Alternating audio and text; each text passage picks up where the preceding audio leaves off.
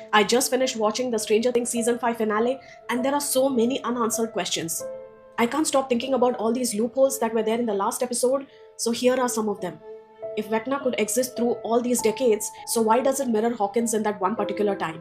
We had this whole build up about all these creatures coming down and destroying everyone. Where were all these creatures when Vecna was being fought against? Why didn't a single creature come to attack? And most importantly, where did these creatures originate from? Where did they come from? The stone that infected Henry and started all of this, where did it come from? Where did that man come from? That man didn't even give a proper explanation. So, how did Henry know all these things? The government, the military, all these people just walking around and fighting.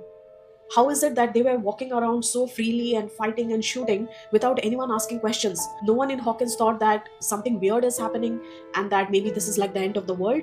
And the most important question of all, is Eleven dead? Or did she just move on to a different place in order to protect her friends and family? And if she is alive, could it be possible that all of these government people just left everyone alone because they knew that Eleven is dead and there is nothing for them to look at? And the biggest question is, it's just been 18 months since Elle died, and Hopper is engaged, everyone is happy, everyone's moving on. We just see Mike being sad, everyone is, of course, missing Elle, but it doesn't look like such a big tragedy happened. So, do all these people know something? We had this whole build up to the last episode telling us that everything will be answered, but now we are left with so many questions. So many that the Duffer brothers had to come on an interview and answer many of them.